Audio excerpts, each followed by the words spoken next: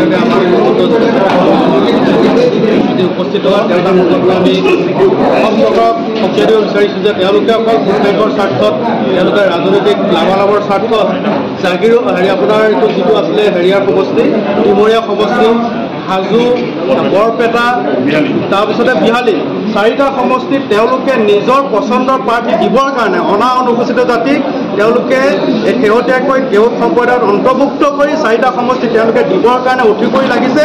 তাৰ পৰা আমাৰ একো লাভালাভ নহয়। বিজেপি চৰকাৰখনৰ লাভ হ'ব, অসমৰ মুখ্যমন্ত্ৰী লাভ হ'ব, বিজু হাজৰিকা ডেঙাৰৰ লাভ হ'ব, কিন্তু আমাৰ মানুহখিনি কিন্তু এটা বৃহৎ ক্ষতি হ'ব। এনেকুৱা ধৰণৰ কাম আমি কেতিয়াও হ'বলৈ নিদিওঁ। কৈৱৰ্ত যুৱ ছাত্ৰ সন্মিলনৰ লগতে অসমৰ উজনি অসম কিন্তু কঁপাই তোলা হ'ব। অসমত 15 লাখ কৈৱৰ্ত জনগোষ্ঠীৰ লোক আছে। তেওঁলোকে আজি জানি থোৱাটো দৰকাৰ। আপোনালোকৰ সংবাদ মাধ্যমৰ জৰিয়তে জানিব দিছোঁ যে 15 লাখাধিক কৈৱৰ্ত জনগোষ্ঠীৰ ৰাইজ কিন্তু আমাৰ পক্ষত আছে, আমি ৰাইজৰ পক্ষত আছোঁ। কিন্তু চৰকাৰে আগন্তুক 2026 চনৰ ইলেকশ্যনত কিন্তু তাৰ প্ৰত্যুত্তৰ পাবৰ কাৰণে সাজু হৈ থাকক। আৰু এটা কথা আমি জনাব বিচাৰিছোঁ যে তেওঁলোকে অকল ৰাজনৈতিক লাভালাভৰ স্বাৰ্থত আমাৰ জাতিটো শেষ কৰিলে নহ'ব।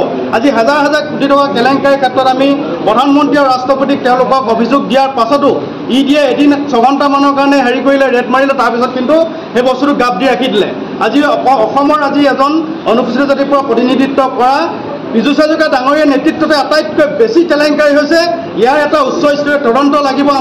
আমাৰ অনুসূচিত জাতিৰ লোকসকলৰ কিন্তু সাংবিধানিক অধিকাৰ তেওঁলোকে সৰ্বল কৰিছে আৰু এইজন মন্ত্ৰীক আমাৰ অনুসূচিত জাতিৰ দায়িত্বৰ পৰা আঁতৰাব লাগে অতি শীঘ্ৰে। আমি 13টা সংগঠনে আজি আপোনালোকৰ সংবাদ মাধ্যমৰ জৰিয়তে দাবী জনাইছোঁ। ধন্যবাদ।